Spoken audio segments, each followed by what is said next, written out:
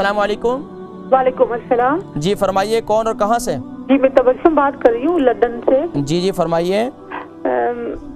मुझे 4 साल से टांगों में प्रॉब्लम है। मसल कमजोर हो गई मेरी टांगों की और पाँव में भी सूजन रहते हैं हर वक्त। आपकी उम्र कितनी है? मेरी 42 है। अच्छा, टांगों में आपके जो है दर्द रहता है? दर्द भी रहता है और वो मसल कमजोर और मेरी जिस्म में बिल्कुल भी ताकत नहीं है। इतनी भी ताकत नहीं है कि मैं रोजे रख सकूं।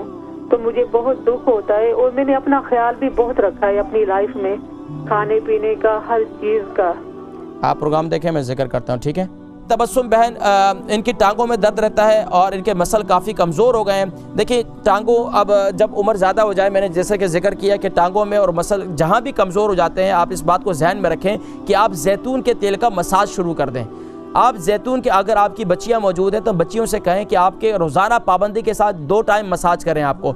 अगर आप ख़ुद कर सकती हैं तो ख़ुद कर लें, बेहतरीन तरीका ये है। और दूसरा, अंदरूनी तौर पर आसाब को तक़वियत देने के लिए बेहतरीन तरीका ये है कि आप इंजीर का इस्तेमाल करें। और इंजीर का, और इसी तरीके से रात को ख़ास तौर पर यानी कि सुबह उठकर आप इंजीर जो है ऐसे दूध के साथ खा लें और रात को मेथी दाने को जो है ग्राइंड कर लें, दूध के साथ जो है मेथी दाना खाएं। सुबह इंजीर खाएं दूध के साथ, रात को जो है मेथी दाना जो है उसे ग्राइंड कर लें। ग्राइंड करके जो है 1 चम्मच जो है दूध के साथ उसे खा लें। इससे इंशाल्लाह आपके मसल्स भी बेहतर होंगे और आसाबी तक़वियत भी महसूस होगी और यहाँ तक कि आप अपने आप को स्ट्रॉन्ग फील करेंगी। और दूसरा, आप अपनी थोड़ी सी चहलकदमी शुरू कर दें, वॉक शुरू कर दें रोज़ाना। कम से कम भी ख़वातीन जितनी हैं, देखें घरों के अंदर रह रहकर भी बहुत मुश्किल हो जाता है, वॉक ज़रूर करें, उठना बैठना करें कम से कम। ये ऐसा मसल मजबूत करने का बेहतरीन तरीका ये है, आप अपने घर में सीढ़ी ऊपर नीचे चढ़ सकती हैं रोज़ाना पाबंदी के साथ। मुश्किल तो होगा लेकिन आहिस्ता आहिस्ता आपके मसल स्ट्रॉन्ग होते चले जाएंगे इंशाअल्लाह।